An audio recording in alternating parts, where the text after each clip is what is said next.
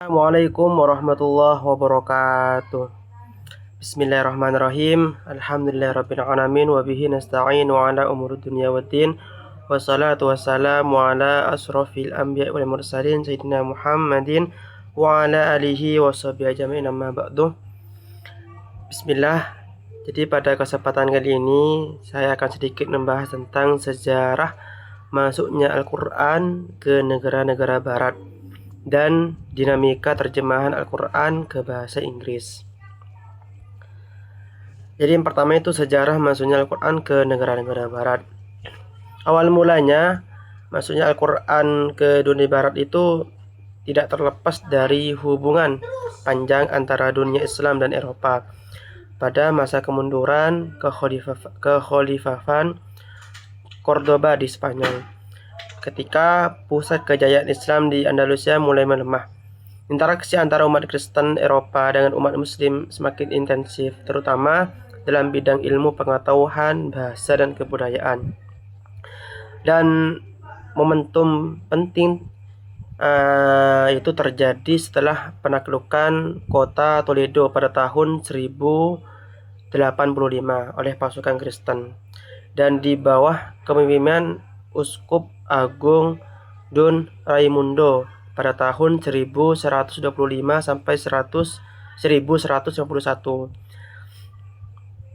Dan pada masa itu juga dibentuklah sebuah lembaga, yang mana lembaga ini merupakan lembaga penerjemahan yang bertujuan untuk menerjemahkan berbagai teks Arab ke dalam bahasa Latin.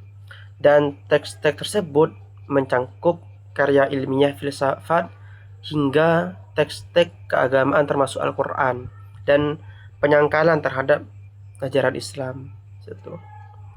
Dan kita lanjut di dinamika perkembangan terjemahan Al-Quran ke bahasa Inggris.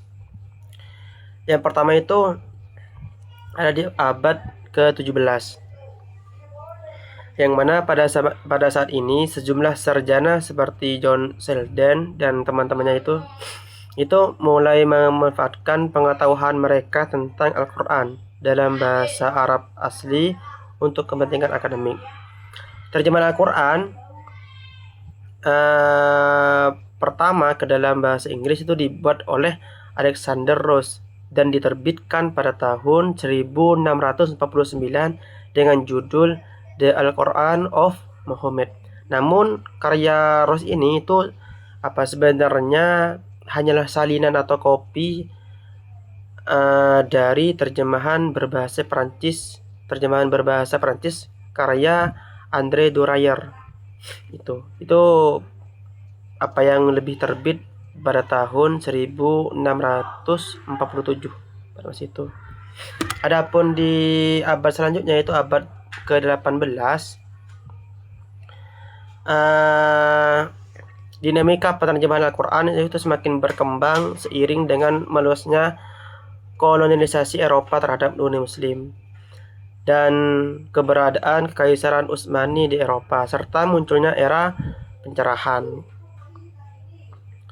Dan pada masa ini itu berbagai versi terjemahan Al-Quran mulai dipublikasikan, dan istilah Orientalisme itu mulai dikenal sebagai bentuk kajian ilmiah terhadap dunia timur. Para pemikir barat pun mulai mengkritisi dasar-dasar keagamaan termasuk ajaran Kristen dan otoritas gereja. Jadi mulai berkembang nih pada abad ke-18. Dan kita lanjut pada abad ke-19. Nah, pada abad ini itu dikarenakan belum puas dengan hasil terjemahan Al-Quran karya yang di Ross itu, yang karya selanjutnya itu pada tahun ini 17 sampai 18 itu, lalu